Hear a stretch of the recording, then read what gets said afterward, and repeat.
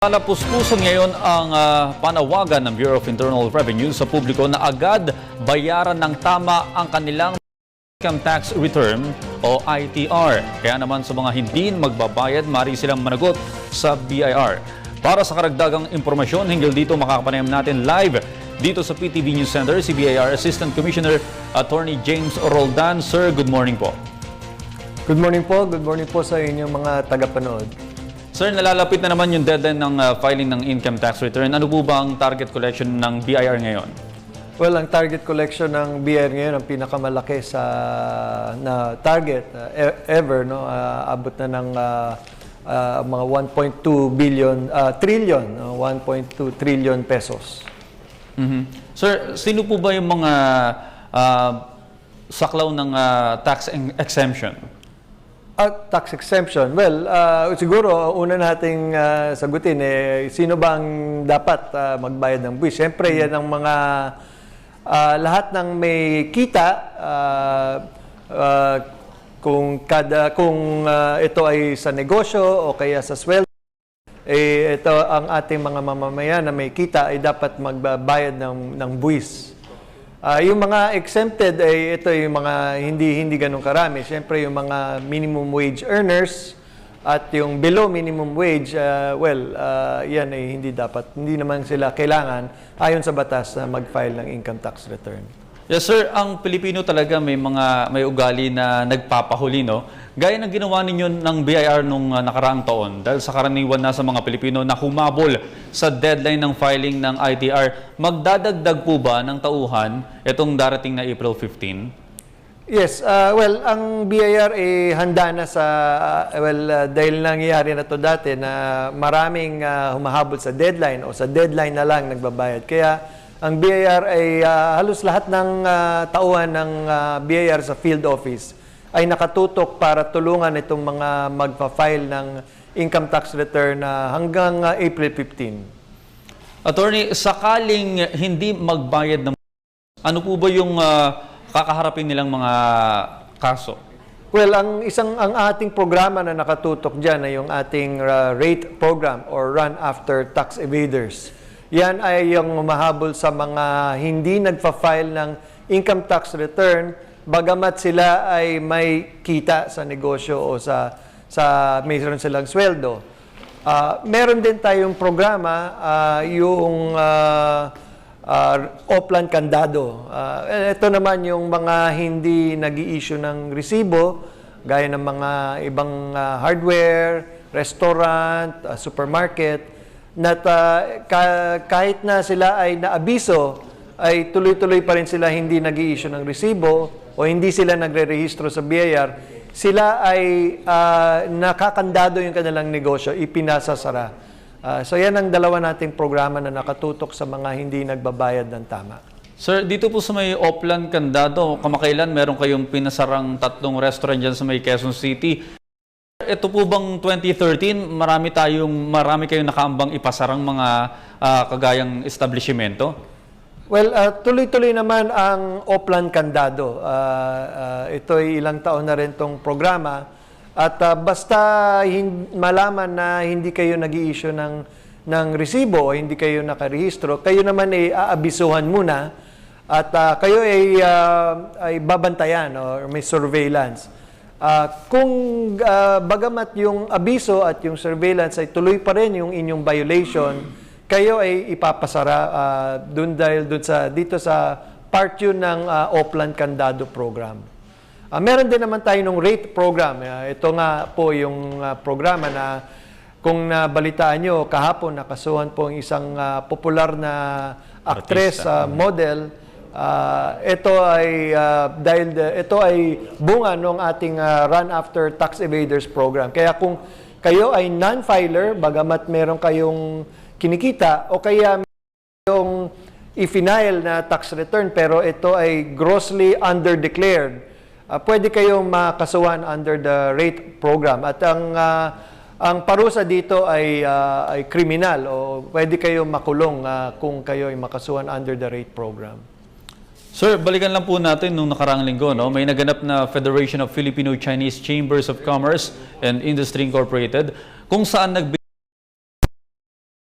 Chinese businessmen na magbayad ng tamang buwis. Sa ngayon, ano po ba ang ginagawang hakbang ng BIR upang masiguro na makakapagbayad ng tamang buwis yung mga Chinese businessmen? Well, hindi lang sa mga Chinese businessmen, lahat ng ating negosyante at ating mga mamamayan, handa naman ang BIR para sagutin ang mga katanungan tungkol sa pagbabayad ng buwis. Kaya isa dito, pwede kayong dumulog sa mga opisina ng BIR para magtanong ano yung paano mag-file ng return o kaya kumuha ng kopya ng income tax return para kayo file. Meron po tayong website www.bir.gov.ph at meron din po tayong hotline 981-8888 para kayo ay makapagtanong at para matulungan kayo sa inyong pagbabayad ng buwis. Yes, Attorney Roldan, nabanggit po kanina yung pagiging mahilig sa last minute ng mga Pilipino. Kung sakasakali po na mayroong humiling ng extension, pagbibigyan po ba ito ng BIR? Ang policy po ng BIR ay wala pong extension sa April 15 dahil ito po ay deadline na nasa ating batas. Kaya kahit gustuhin po namin, hindi po namin maibibigay yung extension. Pero sa araw na yun, sir, sa April 15, hanggang anong oras po? Lahat po ba ng pumila po by 5 p.m. for example, i-accommodate ng BIR? Opo, yan po naman yung nangyayari sa dati. Basta nakapila kayo, kayo ay aasikasuhin para counted kayo sa April 15. So kahit gaano po kahaba yung pila by 5 p.m. po ito, i-accommodate po sila ng BIR? Opo. Sir, moving on lang po dun sa binanggit ninyo kanina na 1.3 billion peso target this year.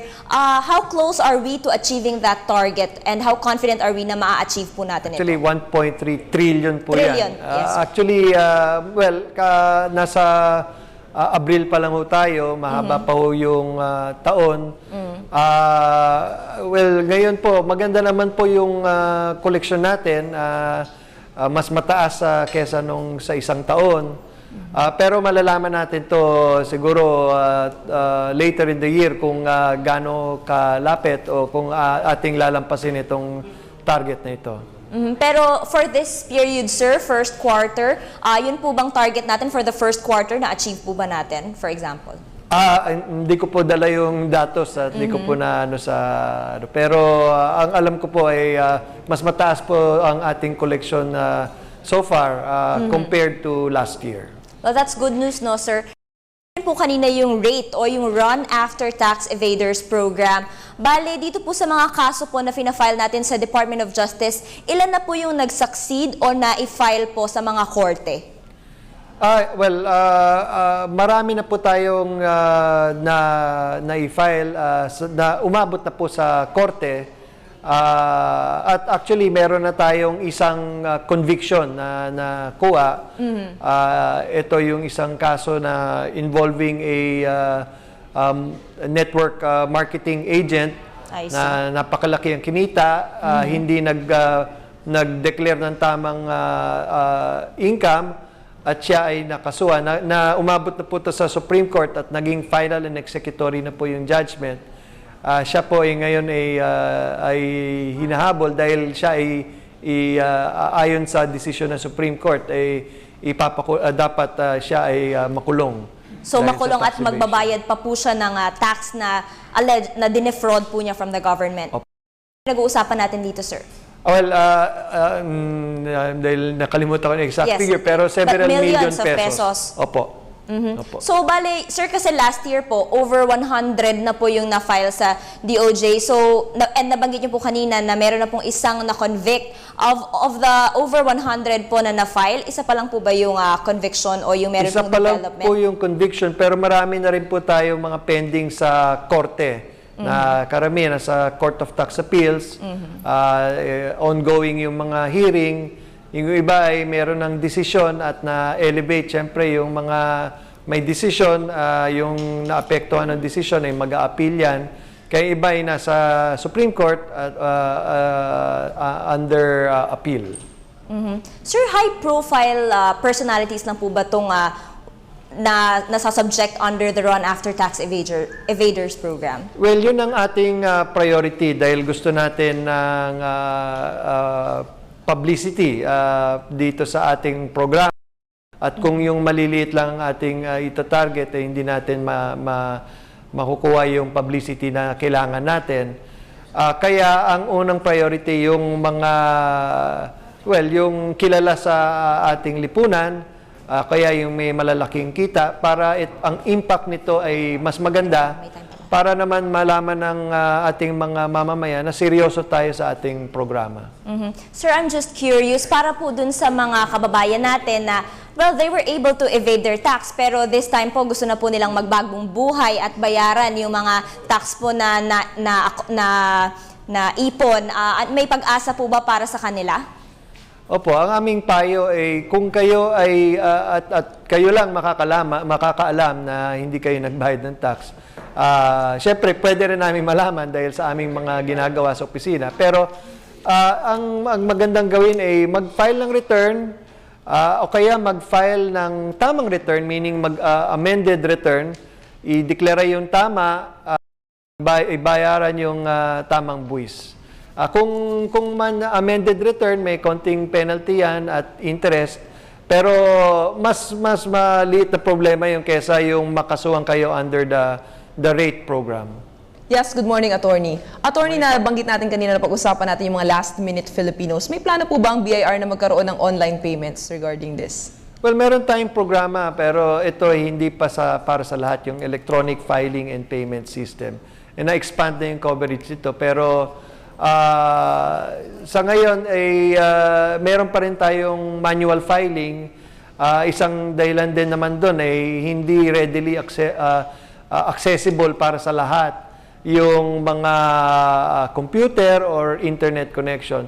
Pero I think sa akin, yan ang future ng BIR na lahat ay pwede mag-online payment dahil ito ay magiging mas mabilis, mas madali at dahil pwede mong gawin kahit saan kang connection sa internet, mas mababawasan tong mga madali ang pagpipila o pagbabayad ng buwis. Yes, Attorney, regarding naman dun sa ating Oplan Candado, wala tayong pinipiling business dito, no, Attorney? Either small or big businesses, talagang irarun after natin sila. Wala pong pinipili. Basta may ebidensya po tayo, ikakasuhan po natin. Yup. Pero sir, kailan sila, after makandado, kailan sila pwedeng makapag-operate ulit?